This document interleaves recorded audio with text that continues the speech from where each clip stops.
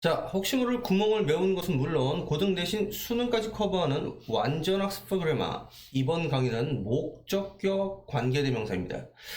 자, 여러분들 혹시 본인이 앞에서 이제 주격 관계대명사에 대한 내용을 듣지 않았거나 혹은 들었어도 기억이 잘 나지 않는 학생들 같은 경우에는 주격 관계대명사를 한번 복습하고 이 강의를 들어보시는 것을 추천을 드려요.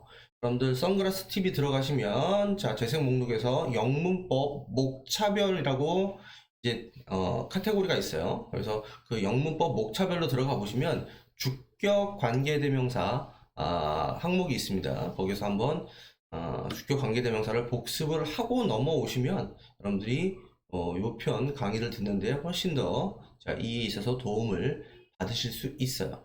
자, 일단 이 목적격 관계대명사에서 우리가 알아야 되는, 이해해야 되는 내용을 제가 미리 밑줄을 한번 쳐놨습니다. 자, 한번 같이 일단은 읽어볼게요. 목적격 관계대명사는요, 목적으로 쓰인 명사나 대명사를 대신하였어요. 대명사의 역할을 하는 동시에, 자, 일단 목적격 관계대명사는 자기가 대명사를 할 수 있대요. 자, 그런 동시에 문장을 연결하는 접속사의 역할을 한다. 자, 여기까지 먼저 말씀을 드리면 제가 주격 관계대명사 편에서도 말씀을 드렸지만 우리가 영문법을 배우는 동안에 그 문법의 제목에 관계라는 말이 들어가 있으면 모든 관계라는 표현이 들어가 있다면 걔는 뭘 하는 것이다? 접속사의 역할을 하는 것이다. 그러면 접속사는 무엇을 하는 것이다? 자, 주격 관계대명사 편에서도 잘 설명을 드렸지만 접속사는 말 그대로 접속시켜주고 이어주는 것인데 무엇을 이어주는 것이냐? 자, 앞에도 절, 뒤에도 절, 즉 주어 동사의 덩어리, 즉 절과 절을 연결시켜주는 게 접속사인데 관계라는 말이 들어가게 되면 걔는 접속사의 기능을 가지게 된다. 그래서 역시 우리가 오늘 배우게 되는 목적격 관계대명사 또한 두 개의 절을 연결해주는 접속사의 역할을 한다. 자, 거기에 남아있는 표현이 뭐가 남아있어요? 대명사의 기능이 합쳐져 있다는 거죠. 즉 관계대명사는 접속사 플러스 대명사의 기능을 하게 되는 것이죠. 그래서 여기 써 있잖아요. 대명사의 역할도 한다. 즉 두 가지를 동시에 한다라는 거죠. 근데 왜 이름이 목적격 관계대명사냐? 우리가 주격 관계대명사에서 배웠던 것처럼 관계대명사 뒤에 있는 그 관계대명사가 이끄는 절에서 만약에 얘가 주어를 대신한다면 주격 관계대명사. 지금은 목적어를 대신하니까 목적어로 쓰인 명사나 대명사를 대신해서 쓰니까 이름이 목적격 관계대명사인 것 뿐입니다. 자, 이때 관계대명사 절에는 목적어가 빠진 주어 동사, 구체적으로 동사는 타동사, 목적어가 필요한 타동사가 오겠죠. 오는데 관계대명사 이끄는 절은 형용사절의 역할을 한다. 자, 왜 형용사절이라고 하죠? 주격 관계대명사 말씀드렸지만 선행사인 명사를 꾸며주니까 명사를 꾸며주는 건 누가 해요? 형용사가 하죠. 그래서 형용사절의 역할을 하게 된다. 자, 그 다음 마지막으로 목적격 관계대명사는 생략할 수 있다. 자, 여기까지 우리가 오늘 이해해야 되는 항목입니다. 자, 그러면 이 이해를 위해서 제가 지금부터 설명을 드릴게요. 자, 일단 기본적으로 여러분들은 관계대명사 표를 암기를 하고 계셔야 되죠. 자, 일단 구별해야 되는 건 선행사가 사람이냐 혹은 사물이냐 동물이냐 혹은 사람, 사물, 동물을 다 구분하지 않고 쓸 수 있는 세 개의 카테고리로 나누게 돼 있고, 그 다음에 관계대명사가 주어의 역할을 대신할 수 있냐 아니면 목적어의 역할을 대신할 수 있냐에 따라서 우리가 쓸 수 있는 관계대명사가 이렇게 구분돼서 나뉘어져 있죠. 자, 사람이면서 주어일 때는 who, that, 사람이면서 목적어일 때는 who, whom, that, 그 다음에 주격일 때 사물이며 동물이면서는 what, that, 그다음에 목적격일 때는 which that. 자, 차이가 없죠. 그죠? 자, 그 다음 언제라도 써도 괜찮은 애가 that이 있죠. 그죠? 자, 이 첫 번째 예문보다 두 번째 예문을 통해서 한번 이제 우리가 여태까지 배웠던 걸 복습을 한번 해볼게요. 자, 우리가 주격 관계대명사에서도 제가 단계를 꼭 밟아달라고 그랬죠. 두 개의 문장을 합쳐서 하나의 관계대명사를 통해서 하나의 문장으로 합칠 때 꼭 단계를 밟아달라고 그랬죠. 1단계가 뭐였죠? 1단계. 자, 주격 관계대명사 편을 보신 분은 기억하시겠지만 1단계는 두 문장에서 서로 같은 공통 분모의 표시를 해달라. 그랬더니 Let's look at the writings라는 첫 번째 문장과 Yuri posted them on her blog. 그래서 이 them과 the writing이 서로 같다라고 판단이 됐고 표시를 했어요. 자, 그러면 이 첫 번째 문장에 같은 애가 뭐가 된다라고 알아야 된다고 그랬어요. 얘가 선행사가 된다. 얘는 뭐가 된다? 관계 대명사가 된다. 그 다음 우리가 구별해줘야 되는 건 이 선행사가 사람이냐 사물이냐 아니면 양빵이냐 했을 때 writing은 글들이니까 사물이 되겠죠. 그죠? 그 다음 관계대명사가 주어 자리에 있냐 목적어 자리에 있냐를 판단해야 되죠. 유리가 주어 있고 포스트 다음에 그것들을 올렸다 게시했다 하니까 목적어 자리에 있다. 아, 목적격 관계대명사를 써야 되는구나 라고 이렇게 두 가지 조건을 판단을 해서 이제 한 문장으로 합칩니다. 그래서 일단 누가 나올 때까지는 선행사가 나올 때까지는 똑같이 쓴다. Let's look at the writings까지를 똑같이 쓴다. 그 다음 이 자리가 누구의 자리니까 관계대명사의 자리니까 이 them을 여기다가 관계대명사로 바꾸어서 쓴다. 자, 그러면 바꾸어서 쓸 때 우리는 머릿속에서 이 표가 사물이면서 목적격이니까 which나 that을 쓸 수 있구나. which나 that을 쓸 수 있구나. 그럼 이 them이 이 안으로 들어가 있는 거라고죠. 그러니까 뒤에 쓸 때는 Yuri posted 하고 여기다 them을 쓰면 안 되겠죠. them이 빠져야 되겠죠. 이해되셨나요? 이렇게 해서 한 문장이 탄생을 했고 이렇게 탄생한 한 문장은 관계대명사 which, that이 이끄는 여기서부터 여기까지는 앞에 있는 선행사인 the writings라는 명사를 꾸며주는 뭐의 역할을 하게 됩니까? 형용사절의 역할. 즉 여기서부터 여기까지는 형용사절의 역할을 해서 선행사를 꾸며주게 된다라는 것이죠. 이해하셨나요? 그래서 글은 글인데 유리가 자신의 블로그에 게시한 글을 보세요. 이렇게 되는 거겠죠. 이해됐나요? 다시 반복할게요. 두 문장의 공통분모의 표시를 한다. 첫 번째 문장의 공통분모가 선행사가 되고 두 번째 문장의 공통분모는 관계대명사로 변하게 된다. 자, 선행사는 사람인지 사물인지를 구별해보고 관계대명사가 주격인지 목적격인지를 구별해서 머릿속에 있는 표에서 적절한 관계대명사를 떠올린다. 자, 그 상태에서 선행사가 나올 때까지는 일단 똑같이 쓴다. 그리고 관계대명사로 변하는 애를 이 안에 집어넣어서 얘가 얘로 변한다 라고 생각하면서 머릿속에 떠올렸던 관계대명사를 쓰고 이 them은 관계대명사로 변한 거니까 뒤를 쓰실 때는 them을 제외한 나머지 부분만 쓰게 된다. 이해하셨죠? 요 단계를 꼭 거쳐달라고요. 그래야지 실수라는 걸 하지 않습니다. 자, 그 다음 우리가 방금 여기서 본 것처럼 목적격 관계대명사는 뭐 할 수도 있다? 생략할 수도 있다. 그래서 여기에서 가로가 이렇게 쳐 있는 겁니다. 얘는 목적격 관계대명사에서 생략이 가능하다. 즉 우리가 현실에서 만나는 문장은 Let's look at the writings Yuri posted on her blog 라는 문장을 훨씬 더 자주 만나게 됩니다. 자, 여기 관계대명사가 생략되어 있네 라는 것을 여러분들이 어떻게 파악하게 되냐? Yuri posted 다음에 여기 목적어가 없는데 이렇게 판단을 할 수밖에 없게 됩니다. 이해됐죠? 그래서 목관대가 생략된 건 뒤에 동사 다음에 있어야 되는 목적어가 없구나. 아, 여기 목적격 관계대명사가 생략되어 있구나. 이렇게 판단을 하시면 된다라는 겁니다. 알겠나요? 자, 여기에서 한 번 더 연습을 한번 해볼게요. 자, 얘가 뭐가 된다고요? 첫 번째 공통분모가 선행사, 두 번째 공통분모가 관계대명사. 자, 선행사가 사람이구나. 자, 관계 대명사로 변하는 애가 주어, 동사, 목적어. 아, 목적격을 써야 되는구나. 그래서 머릿속에 있는 표에서 사람이면서 목적격에 해당하는 who, whom, that을 써야 되겠다라는 생각을 합니다. 자, 일단은 누가 나올 때까지만 똑같이 쓴다. 선행사가 나올 때까지만 똑같이 쓴다. 그 다음 자리는 여기에 있던 목적어인 her가 변하는 관계대명사, 아까 표에서 떠올렸던 관계대명사를 그대로 쓴다. 그 다음엔 그 관계대명사가 있었던 문장에서 her이 변하고 일로 들어갔기 때문에 나머지 부분만 he likes라고 쓴다 하고 여기서 끊어준 다음에 여기서 선행사까지만 똑같이 썼으니까 남아있는 부분 is Jenny가 남아있죠. 그 뒤로 그냥 is Jenny를 붙여버리면 돼요.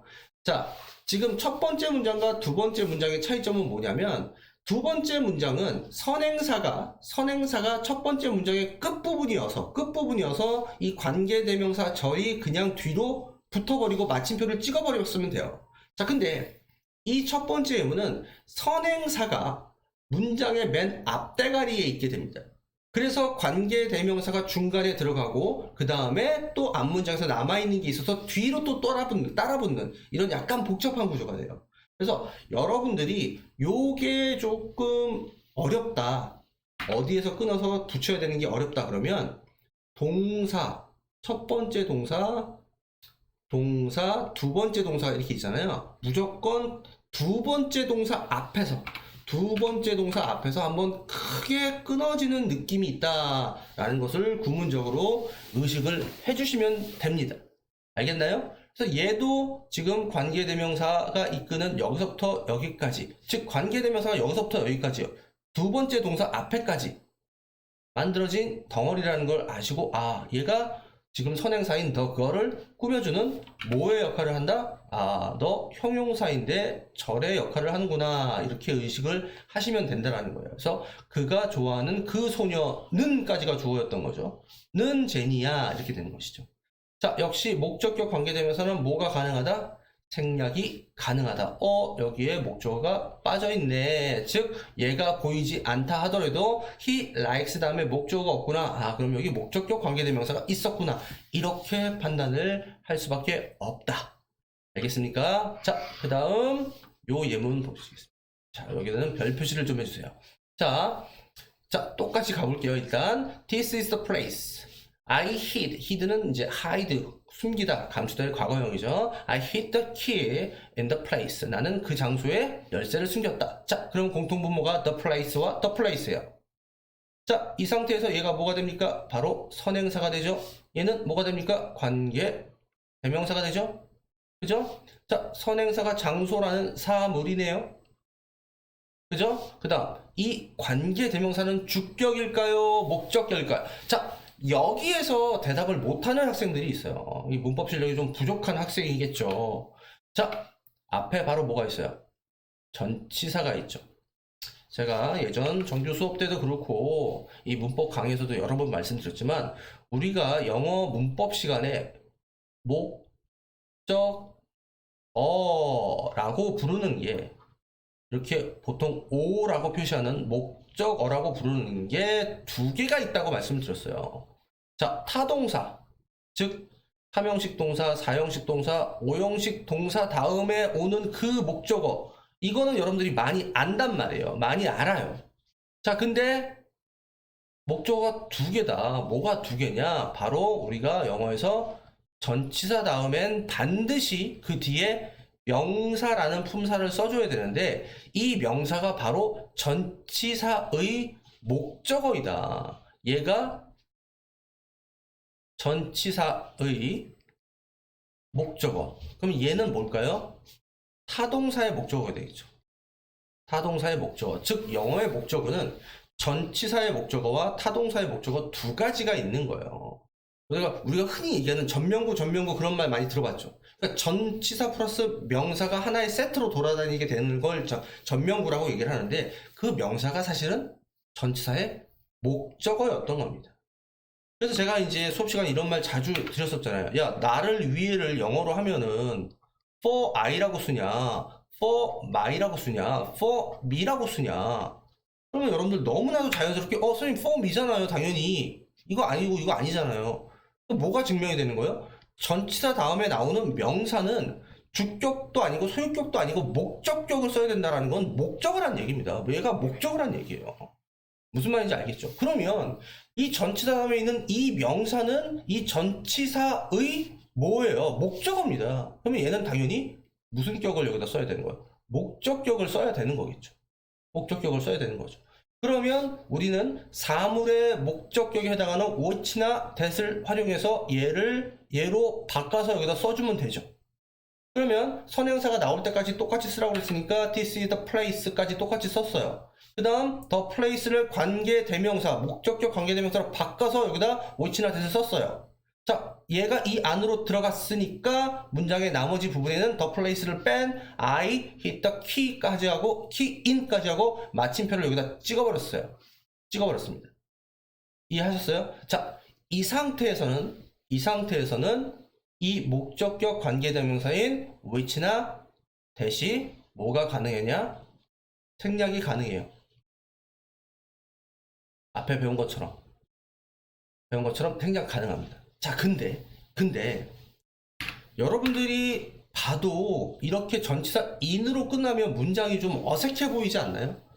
우리가 알고 있는 전치사는 항상 누구랑 세트가 돼서 명사랑 세트가 돼서 딱 명사가 옆에 있어줘야지 뭔가 안정감이 있는 모양인데 여기에 썼던 목적어인 the place가 얘 안으로 들어가서 사라져 버렸기 때문에 약간 좀 뭐라 그럴까요? 모양이 보기 좋지 않죠. 그래서 얘가 자리를 옮길 수가 있어요. 어떻게 옮기냐? 얘가 자기 세트였던 the place가 들어가 있는 얘 앞으로 이렇게 자리를 이동할 수가 있습니다.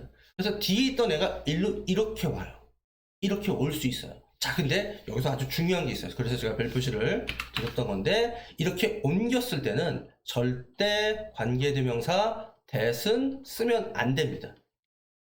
쓰면 안 돼요. 즉 관계대명사 that은 전치사랑 쓸 수가 없어요. 전치사랑 쓸 수가 없습니다.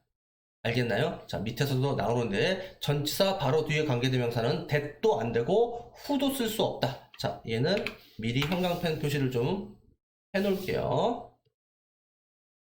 자, that도 안 되고 who도 안 된다. 자, who가 안 된다는 얘기는 밑에서 다시 설명을 하겠습니다. 알겠어요? 알겠어요? 자, 그 다음 전치사가 관계대명사 앞에 오게 되면 목적격이라도 관계대명사를 생략할 수 없다. 얘도 역시 형광펜을 켜주십시오. 자, 보세요. 분명히 원래는 얘가 이 뒤에 있던 애가 앞으로 온 거겠죠. 그러면 얘도 어차피 목적격 관계대명사 한 건 맞잖아요. 그런데 생략을 하면 안 된다고요. 얘를 생략하면 안 된다고요. 이거 생략 불가능. 목적격 관계대명사 얘는 생략이 가능하지만 얘는 생략이 불가능하다. 는 거예요. 여기에서 우리가 또 알 수 있게 되죠. 그 다음 안 된다고 그랬죠.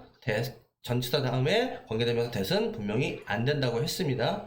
알겠어요? 자, 그러면 이제 마지막으로 하나만 더 언급할게요. 자, whom이라는 관계대명사가 있어요. 목적격 사람을 나타내는 목적격 관계대명사 whom은 매우 격식을 갖춘 포멀한 표현이어서 구어체 문장에서는 잘 사용하지 않는다. 즉 편하게 일상적인 표현은 아니다라는 거예요. 또한 선행사가 사람인 경우 주격 관계대명사는 주로 who를, 목적격 관계대명사도 주로 who를 쓴다라는 거예요. 원래 목적격이면 whom을 쓰는 게 맞지만 너무 딱딱한 표현에서 잘 쓰지 않는다는 거예요. 또는 that을 즐겨 쓰거나 아예 생략한다는 거예요. 자, 여기에서 제가 추가로 설명을 드릴게요. 아주 쉬운 문장으로 설명을 드리면 This is the man이 있어요. man이 있어요. 자, 합치는 문장은 자, I am looking for 내가 그 남자를 찾고 있었어요. looking for him 찾고 있던 중입니다. 자, 그러면 공통분모는 당연히 the man과 힘이 되겠죠. 역시 얘가 선행사이고 사람입니다. 그죠? 얘가 뭐로 바뀌어요? 관계 대명사로 바뀌어야 되는데 지금 얘는 누구 뒤에 있으니까 전치사 for 뒤에 있으니까 전치사의 목적어 목적격을 골라야 되는구나. 그러면 합쳐볼게요. 그러면 문장을 합쳐보면 누가 나올 때까지 똑같이 쓴다. This is the man까지 똑같이 쓴다. the man까지 똑같이 썼어요. 그 다음 이 힘이 관계대명사로 바뀌어야 되죠. 자, 사람이면서 주격이니까, 사람이면서 목적격이니까 우리가 whom을 주로 떠올리는데 지금 이 whom이라는 표현은 잘 쓰지 않는다라고 분명히 얘기했죠. 그러니까 쓴다고 틀린 건 아니지만 주로 많이 쓰는 건 who를 많이 쓴다. 혹은 사람, 사물 다 쓸 수 있는 that을 쓴다. 혹은 아예 안 쓴다. 이거잖아요. 그죠? 그러면 이제 어쨌든 힘이 이 안으로 들어갔어요. 그럼 이 상황에선 뒤에 남아있는 건 I'm looking for 하고 마침표를 찍게 되겠죠. 그죠? 자, 근데 아까 제가 얘기했었던 이렇게 끝나는 게 너무 좀 어색해 보여. 그래서 얘를 땡겨버려요. 땡겨버릴 수 있다는 거죠. 자, 그러면 여기서부터 잘 보셔야 돼요. 여기까지 똑같아요. 그럼 이제 for가 앞으로 튀어나오겠죠? 자, 앞으로 튀어나오세요, for가. 자, 그러면 일단 누구는 안 돼요? for that 안 돼요. 알겠죠? 알겠죠? 자, 그 다음 누구도 안 되냐? who도 안 돼요. 이거 봐요. 자, that이나 who를 쓸 수 없대요.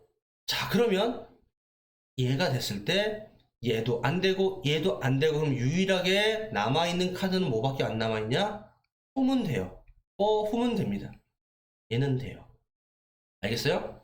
for that 안 되고 for who 안 되고 for whom만 돼요. 그래서 자, 이렇게 앞에 who가 있었는데 전치사가 뒤에서 앞으로 나오게 되는 경우에 유일하게 가능한 건 뭐만 가능하냐? whom만 가능해요. whom만.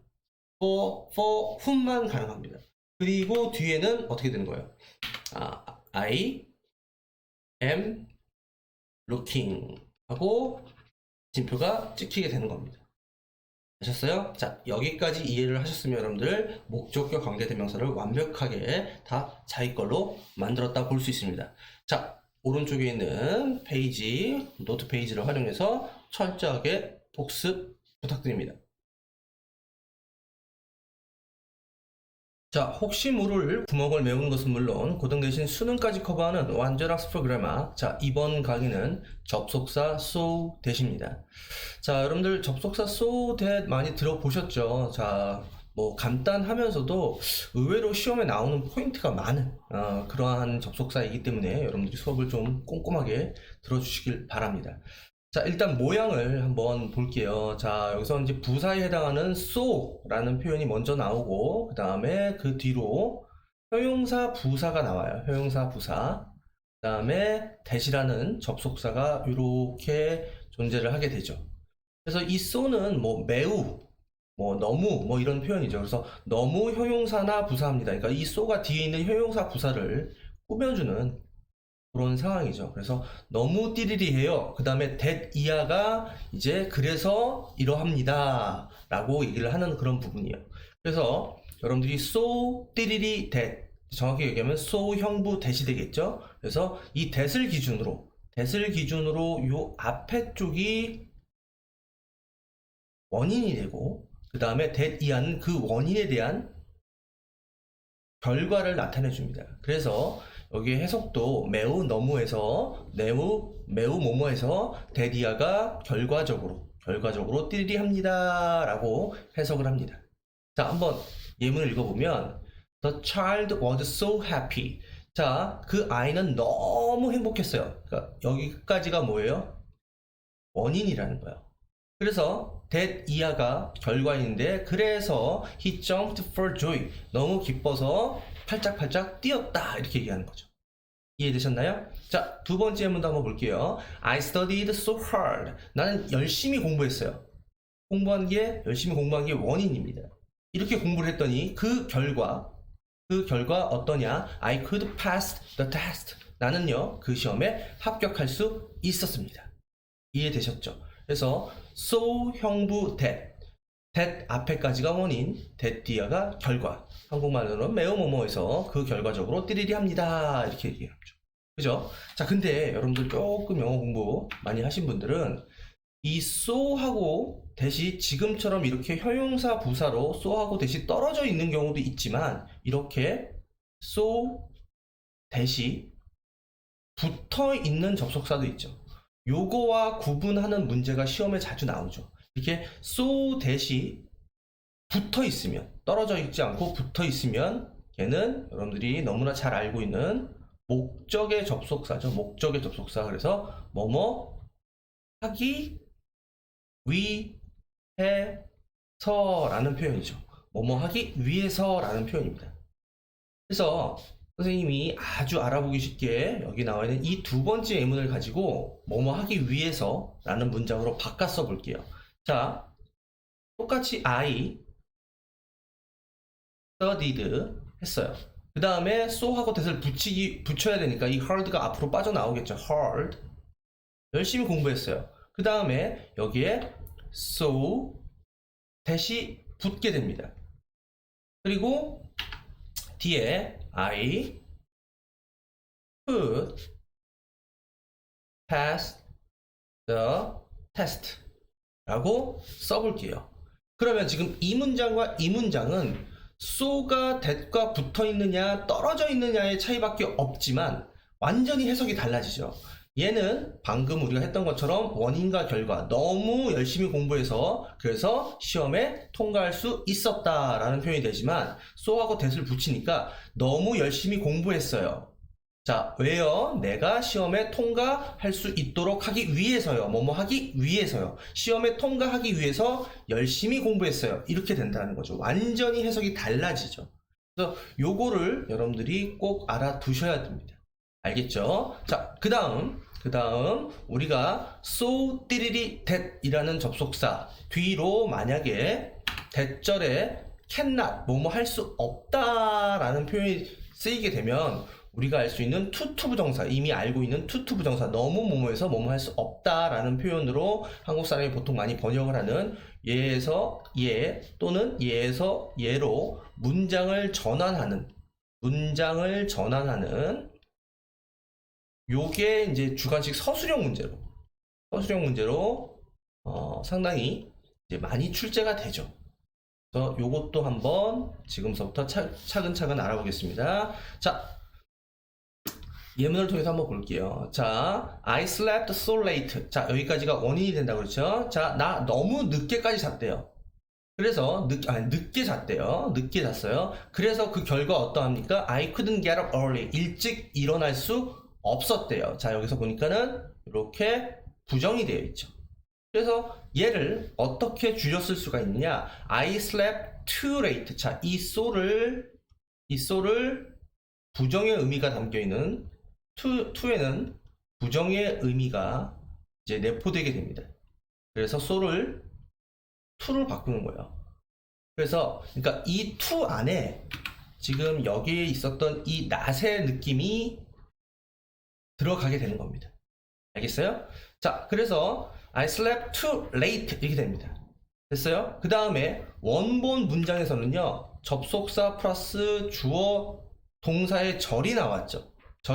자, 근데 뒤에 to 부정사로 주어 동사를 쓰지 않고 간단하게 부로 얘를 이렇게 축약해서 쓸 수가 있다라는 겁니다. to 부정사를 활용해서. 그래서 to 부정사를 쓰는 방법은 to 플러스 동사 원형을 쓰면 되니까 to get up early 이렇게 쓰시면 돼요. 자, 근데 여기서 주의해줘야 될 건 여기에서는 not이 있었잖아요.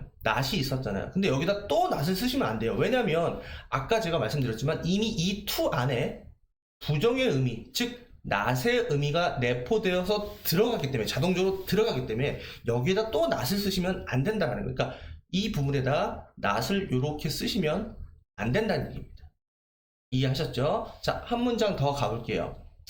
He is so young. 자, 여기까지가 원인이 된다고 그랬죠. 그는 매우 젊어요.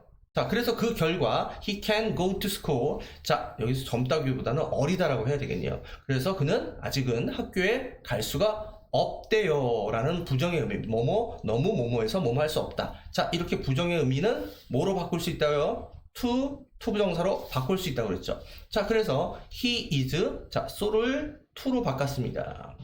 너무 어려요. 자, 너무 어리다라는 이 표현 안에 부정의 의미가 뭐 하게 된다? 자동으로 내포되게 된다. 내포되게 된다. 알겠죠? 그래서 너무 어려서 그 결과 to go to school, 학교에 갈 수 없다라는 의미가 된다는 얘기예요. 이해하셨죠? 이해하셨죠? 자, 그러면 여러분들 너무 뭐뭐해서 뭐뭐 할 수 없다라는 표현만 가능한 게 아니라 so that이, 자, 너무 뭐뭐해서 뭐뭐 할 수 있다라는 표현도 가능하잖아요. 그때는 어떻게 바꾸는 거냐? 바로 enough to 부정사를 활용해서 바꿔주시면 돼요. 자, 여기 있는 요 예문을 한번 볼게요. 얘는요, 공부를 열심히 해서 그래서 시험에 통과할 수 있었어요. 자, 얘와는 다르죠. 얘는 너무 뭐뭐해서 뭐뭐 할 수 없단다. 얘는 반대가 돼서 너무 뭐뭐해서 뭐뭐 할 수 있다가 되죠. 그래서 옆에다 정리를 해보면, 만약에 so that 띠리리 can, 이번에는 긍정이 되는 거예요. can 띠리리를 똑같은 표현으로 바꾸게 되면 이번에는 어떻게 되냐? enough to 띠리리로 이렇게 바꿀 수 있다라는 거예요. 자, 이때 주의해 주셔야 될 점이 하나 있습니다. 자, to 부정사는 to 띠리리 대시예요. 즉, 이 띠리리에 뭐가 들어가는 거냐? 효용사나 부사가 들어가는 거죠. 자, 근데 enough to는 to 부정사와 어순이 달라요. 그러니까 enough는 뒤에 있는 to 부정사랑 이렇게 붙어서 써줘야 돼요. 그러니까 무슨 얘기냐? 효용사 부사가 enough 앞에 있어야 됩니다. 앞에서 이렇게 꾸며줘야 돼요. 자, 그러면 요 공식을 활용해서 우리가 요 문장을 똑같은 문장으로 바꿔볼게요. 자, 너무 열심히 공부해서 그래서 시험에 통과할 수 있었다라는 거죠. 이렇게 되어 있습니다. 자, 그 다음에 어떻게 하라고 그랬죠? 효용사 부사를 앞에 써야 된다고 그랬죠. 그러니까 hard를 먼저 써주는 거예요. 그리고 그 뒤로 enough를 쓴 다음에 그 다음에 뒤에 있는 이 문장을 to 부정사로 짧게 줄였으면 되겠죠. to 그 다음에 pass the test, 이런 뜻이 됩니다. 그래서 얘를 이제 보통 우리가 어떻게 번역하냐면, 시험에 통과할 수 있을 만큼 충분히 열심히 공부를 했다. 그 말은 통과할 수 있다. 이런 의미가 되겠죠. 이해됐어요? 그래서 다시 한번 정리를 해드릴게요. so that cannot, 즉 부정, 너무 뭐뭐해서 뭐뭐 할 수 없다는 to 부정사. so that can, 즉 긍정. 자, 얘는 부정이죠. 얘는 긍정. 너무 뭐뭐해서 충분히 뭐뭐 할 수 있다. 그래서 뭐뭐 할 수 있다. 이렇게 표현할 때는 enough to 부정사. 주의해 줄 점은 to 부정사의 형용사 부사의 위치와 enough to 부정사의 형용사 부사의 위치가 다르다라는 점, 어순에 주의를 하면서 서술형 문제에 대비를 해주셔야 됩니다. 알겠죠? 알겠죠? 자, 그 다음에 또 중요한 거 하나가 있습니다. to 부정사의 행위의 주체를 to 부정사의 의미상의 주어라고 하며 per 플러스 목적격으로 나타낸다. 갑자기 여기에서 to 부정사의 의미상의 주어가 튀어나온 이유가 뭐냐면, 여기 있는 이 예문을 한번 볼게요. 자, 설명을 잘 들으셔야 돼요. The box was so heavy. 자, 여기까지가 원인이죠. 그 상자가 너무 무거웠어요. 그래서 그 결과로 나는 그걸 들어 올릴 수가 없대요. 그걸 들어 올릴 수가 없대요. 자, 그럼 잘 보셔야 되는 게, 지금 이 앞에 주어는 박스였어요. 그죠? 그 다음 접속사 that뒤로 나와 있는 주어는 I입니다. 지금 우리가 지금까지 만났던 모든 문장은 전체 문장의 주어와 대절의 주어가 모두 같았어요. 얘도 I고 얘도 I. 여기서는 얘도 he고 얘도 he예요. 자, 근데 지금 얘는 주절의 주어와 종속절 대절의 주어가 서로 다르죠. 다릅니다. 달라요. 이때는 반드시 to 부정사의 의미상의 주어를 추가를 해주셔야 돼요. 추가를 해주셔야 돼요. 자, 얘가 언제 필요하다고요? 자, 문장 주절의 주어와 대절의 주어가 서로 다를 때 다를 때 의미상의 주어를 반드시 추가해줘야 된다. 요거를 놓쳐서 틀리는 학생이 되게 많습니다. 자, 그러면 만들어 볼게요. The box was, 그 다음에 부정문이니까 to를 넣었어요. 너무 무거워요. 너무 무거워요. 자, 만약에 여러분들이 여기다 for me를 쓰지 않잖아요. 지금 달라서 여기다 의미상의 주어인 for me를 썼는데, 여기서 for me를 쓰지 않으면 어떤 일이 발생하냐면 너무 무거워서 그 상자가 들어 올릴 수 없습니다. 상자가 상자를 들어 올리는 그런 문장이, 이상한 문장이 되는 거예요. 그래서 여기에 있는 의미상의 주어 for 플러스 목적격에 이 의미상의 주어를 반드시 추가를 해주셔야 되는 겁니다. 왜요? 얘하고 얘가 서로 다르니까. 그러면 얘를 만들 때는 이 I에 대한 목적격을 여기다 써주는 거죠. for 플러스 목적격이니까. for 플러스 목적격이니까 I에 대한 목적격이 me가 되잖아요. 이해되셨죠? 자, 그 다음 마지막 하나. 많은 학생들이 또 어디에서 틀리냐? 지금 요 부분 한번 볼게요. 얘는요, 뒤에 목적어 it이 있죠. 뒤에 목적어 it이 있죠. 하지만 얘는 지금 it이 보이지 않죠. 자, 그 이유가 뭐냐면 여기에는 이 접속사 대시잖아요. 얘는 접속사잖아요. 접속사 뒤로는 완전한 문장, 아무것도 빠지지 않는 완벽한 문장이 와줘야 돼요. 자, 이 부분에다가 제가 필기를 할게요. 뒤에는 완전한 문장, 완전한 절이 와야 한다. 됐어요? 자, 근데요, 투부정사 뒤에는요, 이미 문장에 의미상에 필요한 목적어가 존재를 한다라면 굳이 걔를 다시 쓸 필요가 없어요. 그러니까 여기서 보면 이 리프트 다음에 it은 결국에는 앞에 있었던 얘를 의미하게 되죠. 이렇게 문장 내에 이미 얘에 대해서 필요한 목적어가 문장 내에 다른 곳에 존재를 하고 있다라면 굳이 쓸 필요가 없는 겁니다. 왜 그렇게 되냐? 지금 여러분들이 요건 조금 어려운 얘기인데, 우리는 이렇게 긴 문장, 즉 한마디로 설명하면 절이었던 문장을 짧게 구로 축약하는 거예요. 그럼 왜 축약하는 거냐? 같은 의미인데 세련되게 표현을 하는 겁니다. 그러면 굳이 상대방이 들었을 때 의미 전달이 되는 그러한 표현들은 굳이 쓸 필요가 없는 거예요. 반복해서 쓸 필요가 없는 겁니다. 그래서 이렇게 축약돼서 얘가 생략됩니다. 그래서 여기에서 많은 학생들이 어떤 실수를 하냐면 여기에서 여기로는 잘 바꿔요. 그러니까 이 긴 문장을 요렇게 바꾸라고 그러면 잘 바꾸거든요. 근데 반대로 이 문장을 이렇게 줬을 때 틀리는 학생들이 되게 많아요. 첫 번째, 왜 틀리냐? 이 의미상의 주어를 똑바로 복원해내지 못해서 여기 for me가 있으니까 대절의 주어를 I로 써야지 라고 여기서 실수를 하는 경우가 있고요. 두 번째 경우, 여기에 it이 보이지 않아서 많은 학생들이 I could lift까지만 쓰고 마침표를 찍어서 문제를 틀리는 경우가 있습니다.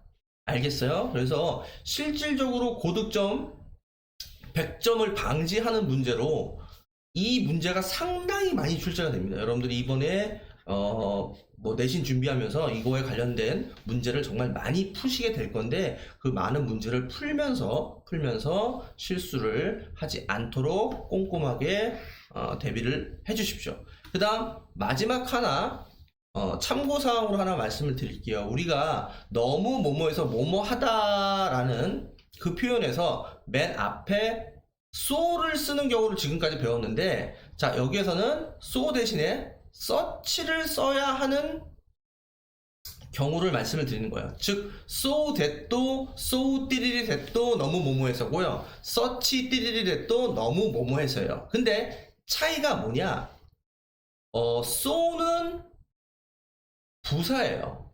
so는 부사여서 그 뒤로 형용사 부사가 와서 이렇게 앞에서 말씀드린 것처럼 대절이 온단 말이에요.